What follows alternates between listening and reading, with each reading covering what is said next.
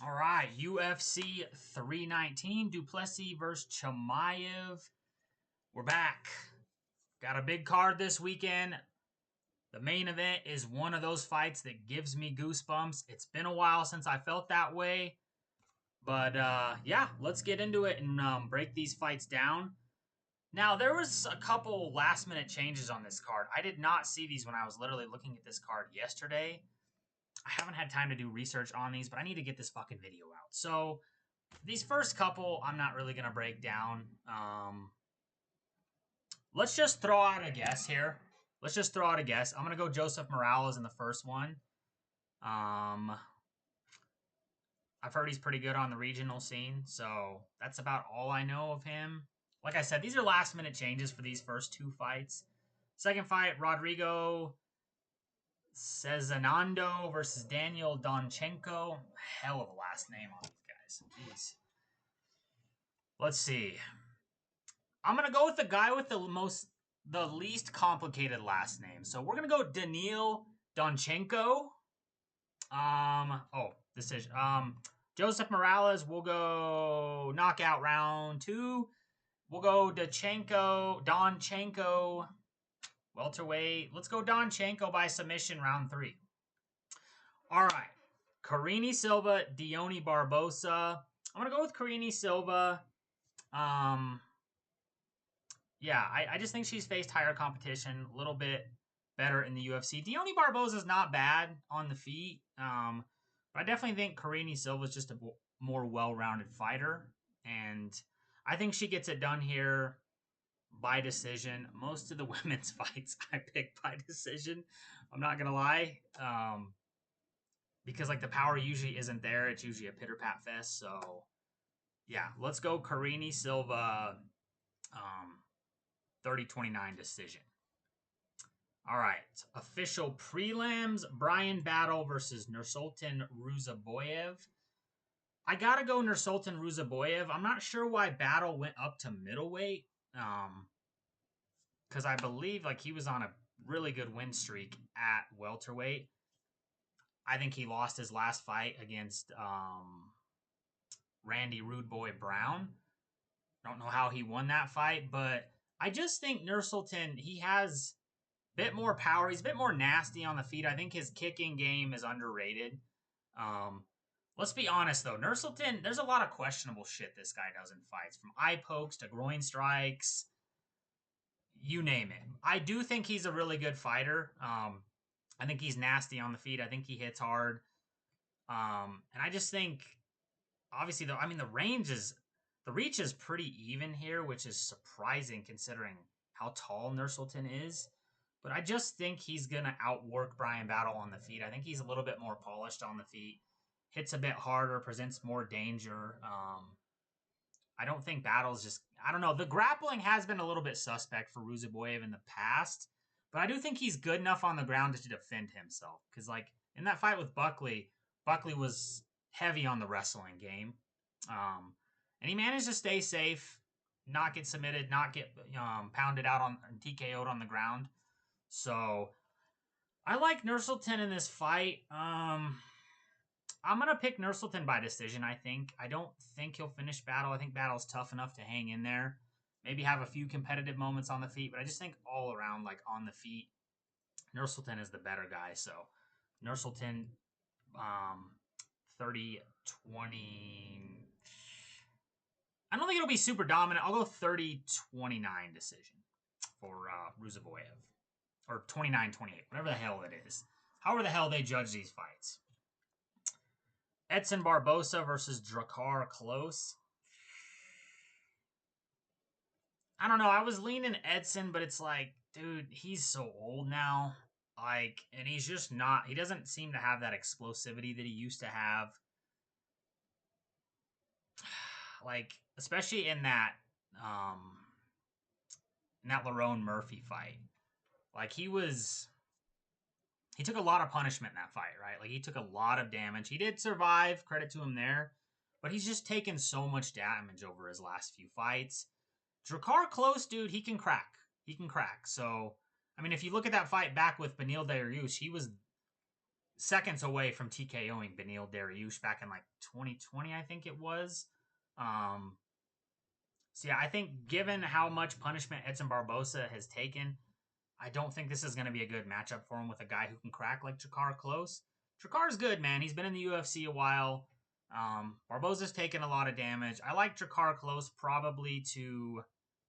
I think Drakkar Klose, I'll pick him by knockout in round 3. I think Barboza's tricky enough.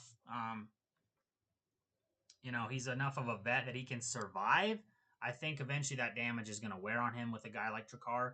I think Drakkar puts him out by round 3 TKO. Chase Hooper versus Alexander Hernandez. I know a lot of people are picking Hernandez, but I can't see it. Unless Chase Hooper secretly has zero cardio, because I know Alexander Hernandez has really good cardio. That's what he's known for, right?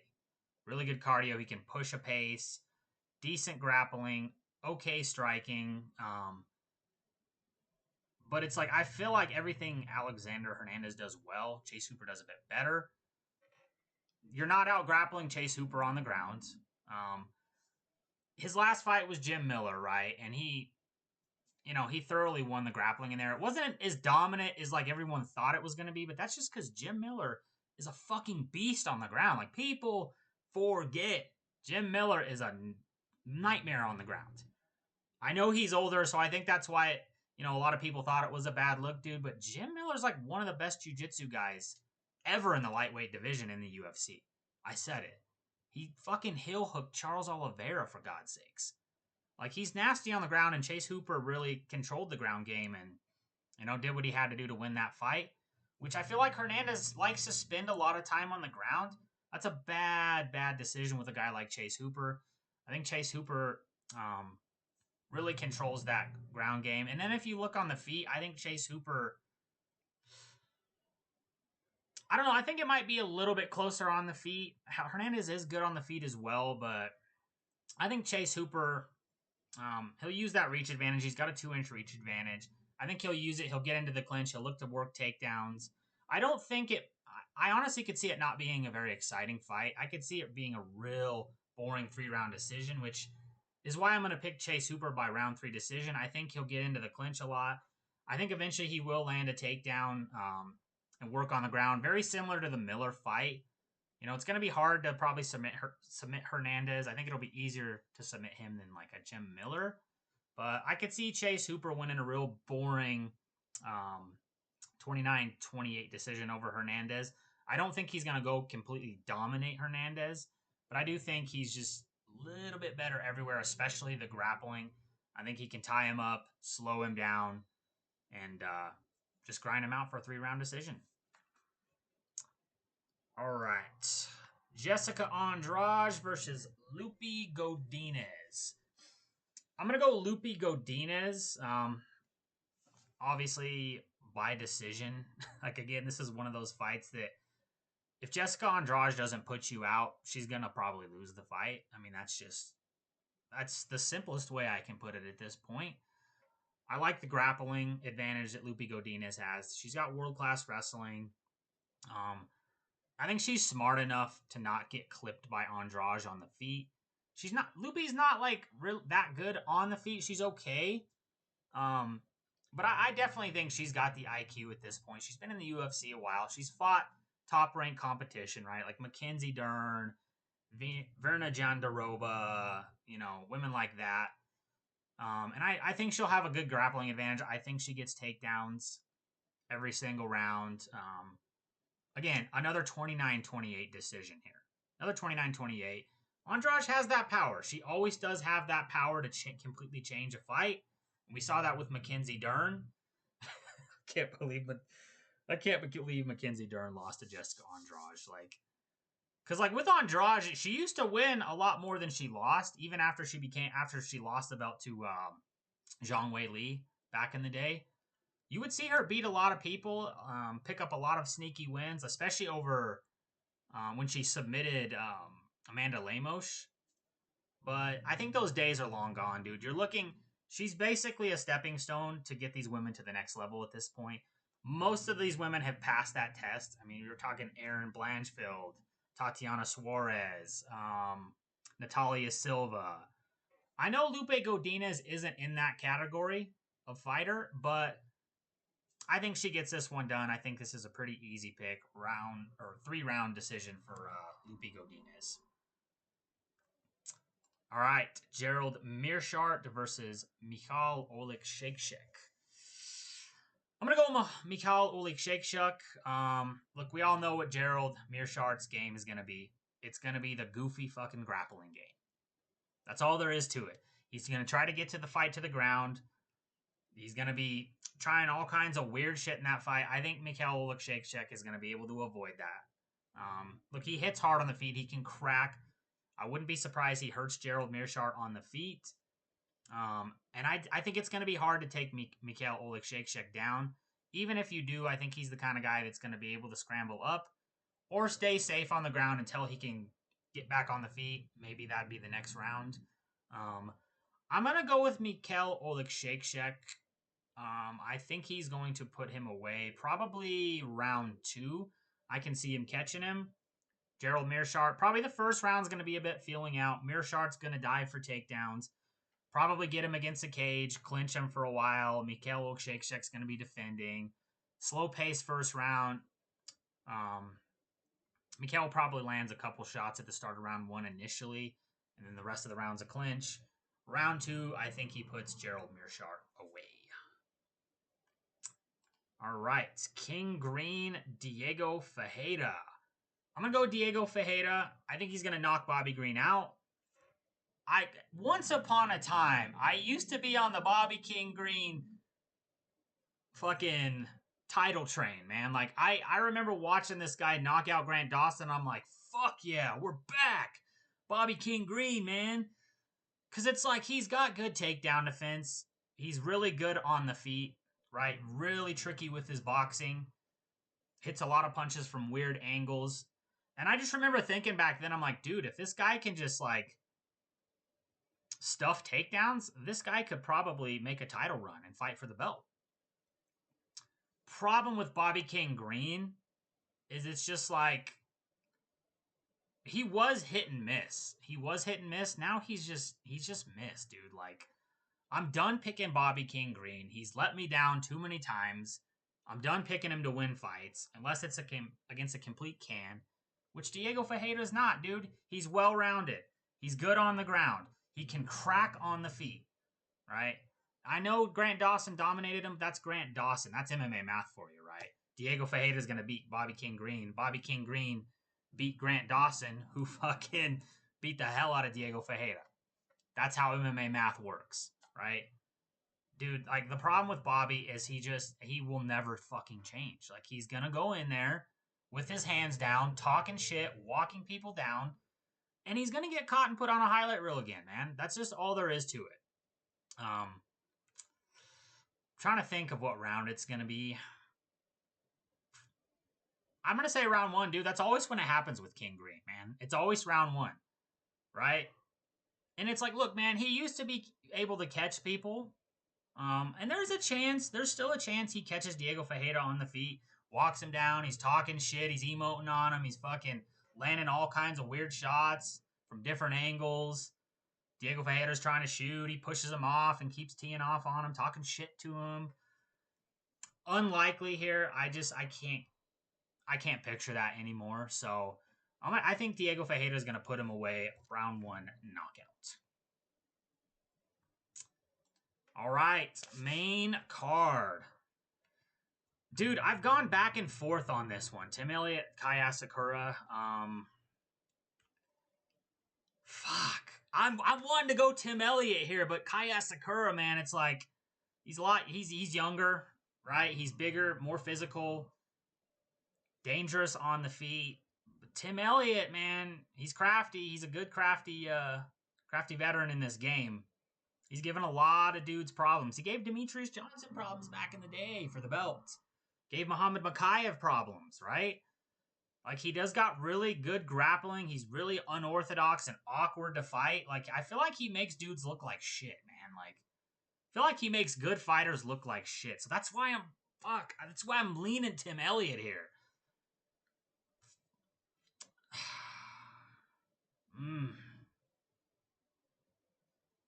I'm just not sold on Kai Asakura. He showed nothing in the fight with Pantoja, man. I'm going to go Tim Elliott. Fuck it. I'm going to go Tim Elliott. And I'm banking on, like, that guy who showed up against Chimaev, dude, because, like, he was winning those rounds. Like, he was probably up 2 rounds. Going into the third, like, he was winning that fight against Muhammad Chimaev, right? I know that was, like, a year or two ago, but, like, I still think he has it in him, man. I know he's been a little bit up and down, but, like, I could see him, like, getting in on takedowns on Kai Asakura and controlling things. Kai Asakura has showed he's susceptible to submissions. Tim Elliott's good on the ground, man. I'm gonna go Tim Elliott by decision, man. I think he gets it done against Kai Asakura. Kai Asakura swings wild on the feet. I think that's, as long as Tim Elliott can stay defensively sound, keep his fucking hands up, and avoid those big barrages from Kai Asakura, I think he can catch a leg kick. I think he can duck under, change levels when Kai's throwing crazy, and get takedowns, keep it there, and look to work the submissions. I do think, obviously Tim Elliott doesn't have the submission skills that a Pantoja has, so that's why I'm picking him by decision here. So, yeah, we'll go Tim Elliott with the upset by decision over Kai Asakura. All right, Jared Cannonier. Killer Gorilla versus Michael Venom Page. I mean, I feel like this is a pretty easy one, right? Like, Michael Venom Page notoriously struggles with wrestlers. Nobody's outstriking this guy, dude. Nobody has outstriked him in the UFC, right? He made Ian Gary a wrestler. I know he's susceptible to those takedowns, and I don't know, maybe Jared does shoot for those. Look, man, like, Jared Cannonier, like, this guy is, like, he's the model. He's, like, the perfect role model. He's a guy who's in his 40s. Like, he is hard work, dedication personified. This guy is in his 40s. Look at the fucking physique. He's one of my favorite guys, man, but, like, I just think that age, you're starting to see it really fucking wear on him in these fights. Like, he's starting to crumble the shots that he probably wouldn't have crumbled to back in the day, right? When he was a little bit younger, like a couple years ago, when he was making his title run. He's crumbling to shots. It's a little bit slower. He doesn't seem as fast and explosive as he used to be. Dude, he's in his 40s. It's natural biology. He's still insanely ripped, but Michael Venom Page, he's going to have a speed advantage. He's going to be controlling that range, that distance, kicking the legs of Jared. I honestly think he probably knocks Jared out. I'm going to say round 3, dude. I think it's going to go... Actually, I'm going to go round 2. I think it's going to go a little bit, but I think he's going to light Jared up all night at range. I don't think Jared's going to be able to get in and really do much in terms of the grappling. That's not really what he's known for, is the takedowns and the grappling game, right? He's just kind of like a well-rounded mixed martial artist, but I don't see the takedowns being a big factor here with Michael Venom. I think he's just going to get lit up, and I think eventually he's going to crumble to those punches. He's not nearly as durable as he once was. And I think Michael Venom Page puts him away round 2 KO. All right, Jeff Neal, Carlos Prates. I don't know, man. I feel like I'm the only one who's, like, considering that there's a good possibility that Jeff Neal puts it on this dude. Seriously. Like, I know Carlos Prates comes with a ton of hype from the fighting nerds, right? He's put a lot of dudes out. He's got that swagger, that confidence. He smokes a pack of cigarettes a day or whatever it is. I was impressed by his cardio in that Ian Gary fight. He went 5 rounds and won the last round. Was close to finishing Ian Gary. But, like, I was watching that entire fight, dude. He got totally outclassed, and he just never made any adjustments, right? Like, he just was not able to deal with Ian Gary or adjust whatsoever. It's like, everybody rates this guy so highly, but, I mean, let's be honest. His best win is Neil Magny, right? It's Neil Magny, the stepping stone, who every contender has been able to pass that test. It's not hard at this point, right? It's not hard at this point. Now, Jeff Neal, he's fought much better competition. He's beat better competition, right? He's beat better competition. I can't remember. I think he beat Bilal back in the day. I could be wrong. I could be wrong. Don't quote me on that. I know I saw what he did to Vicente Luque. He lit him up, right? Vicente Luque's a dangerous guy. He's more well-rounded than Carlos Prates for sure, with submissions and on the feet with his Muay Thai striking. Dude, Jeff Neal, he's got power. He can fucking crack. He's gonna be walking him down. He's got really underrated boxing combinations on the feet. I know there's a bit of a reach disadvantage here, man, but like, I'm not sold on Carlos Prates as like this future star, man. Like this future contender, future champion. Like that Ian Gary fight just kind of showed me that he's one fucking dimensional. His takedown defense is good. I'll give him that. But it's like beyond like his takedown defense and his ability on the feet, I don't really see much that impresses me with Carlos Prates, right? So I'm gonna go Jeff Neal. Man. I think he has the ability to put it on him.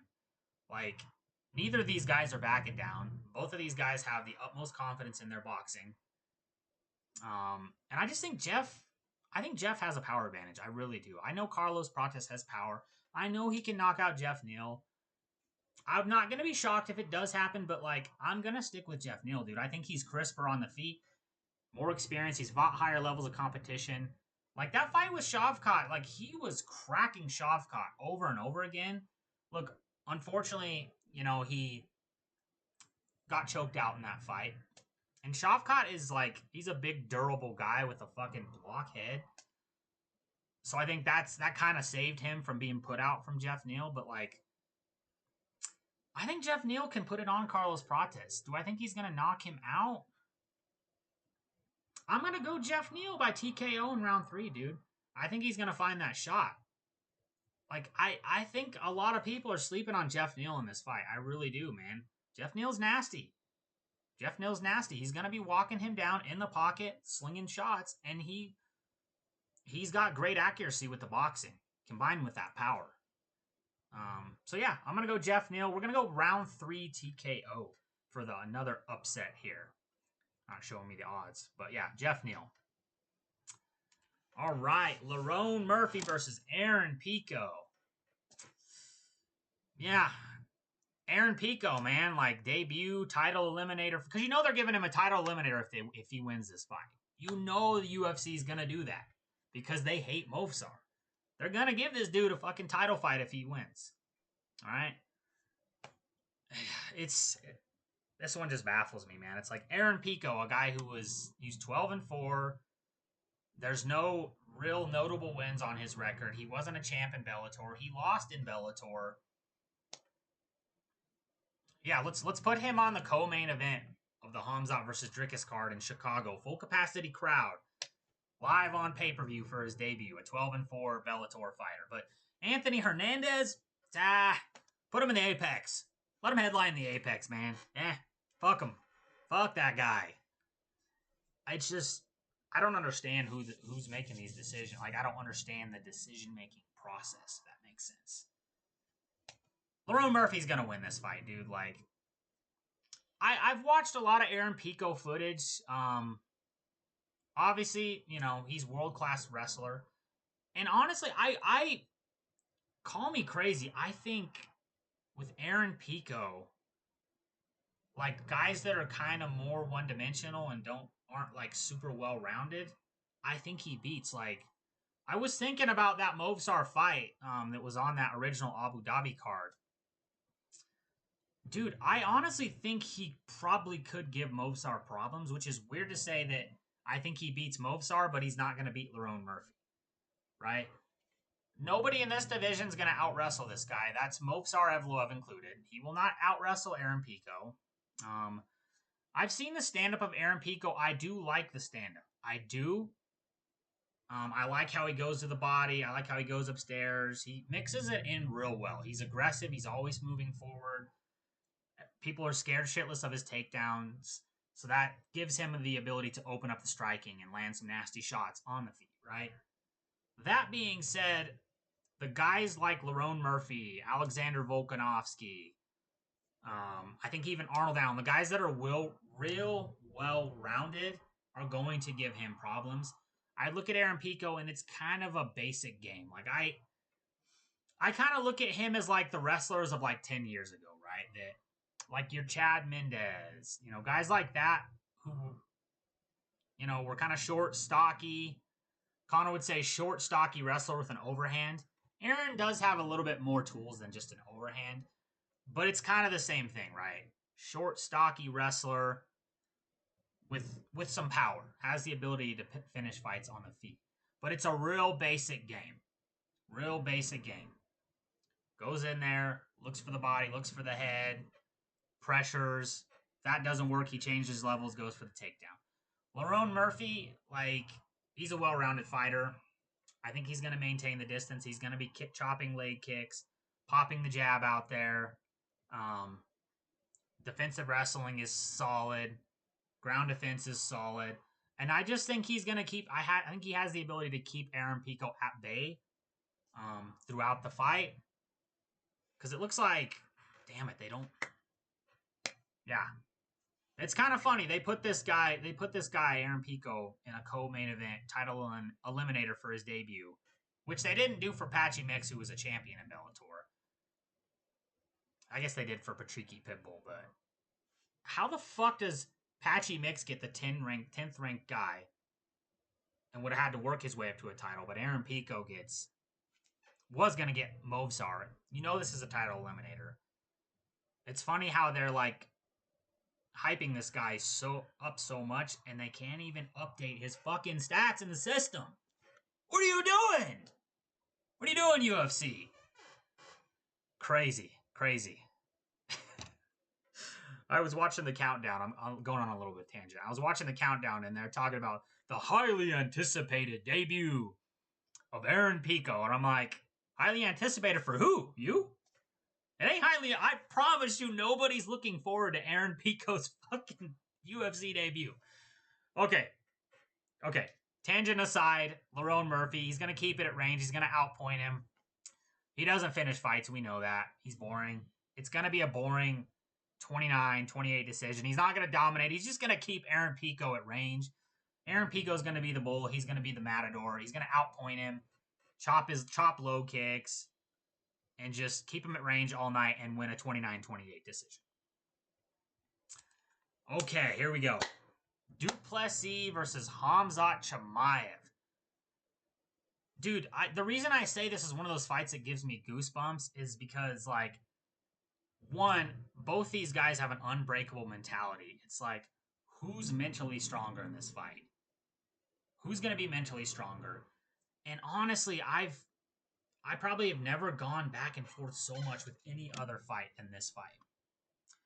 Initially, I kind of had that a one-sided belief, okay, Khamzat's going to go in there. He's going to beat the living shit out of Dricus in round one. Dricus is going to survive, come back and win the fight in the later rounds, right? And that's kind of the narrative I'm seeing with a lot of people. It's either Dricus survives first round, Khamzat's somehow going to be insanely gassed in the later rounds, and Dricus is going to get him then. Or it's Khamzat's going to go in there and easily take him down and submit him in round one. It's not that simple, dude. It's really not that simple, right? Dricus is proven, but the thing that worries me for Dricus in this fight is I'm looking at his fight with Izzy. I'm looking at some of these fights that got into the later rounds, and I'm seeing him breathing a little heavy. Now, he still pushes through. Don't get me wrong. He's not completely gassed and just gives up and is just trying to hold for dear life, right? He doesn't do that, but he does slow down, right? And Khamzat, I don't know where this crazy fucking, if you really sit down and think about it and go back through, his catalog of fights, yes, there's been fights where he was tired. Gilbert Burns fight, I was watching that the other day. He was tired in round 2 and 3. He still pushes forward, though. It's not like this guy gasses out. He still puts the pressure on. He's still throwing shots in round 3 against Gilbert Burns, even though he's tired, right? Because it was a war up until that point. This whole narrative that, Khamzat's just going to gas and completely go to shit, it's a bit crazy to me, dude. I don't think that happens. Are both guys going to slow down if it does get into the later rounds? Yes. And I'm honestly looking at the later rounds for this fight. I don't see an early finish. I really don't. I think this is going to play out. This is going to be like long-term fight. It is. It's going to get to the later rounds. I really think that. Khamzat, like, I've talked about the cardio and how he continues to push despite being tired. Same for Dricus. Khamzat, you look at what he's doing now, dude. We're obviously training in the mountains of Russia. But the biggest thing is he's training with TJ Dillashaw's old strength and conditioning coach, Sam Calvita. At least I think he's a strength conditioning coach. And obviously, if you've been following MMA, you've heard TJ talk about how hard those fucking practices are. They're done in a garage in California, and they are some of the most grueling practices ever. I know Rampage talked about it on his podcast. So he's been training there consistently, which tells me, like, Khamzat is in his camp are preparing for Dricus to weather the storm. They're giving him that respect as a champion and a guy who has the resume he does, as a guy who's going to be able to, like, make it out of the first round with him. They're training for that. They're preparing for that. I think they're expecting that at this point, right?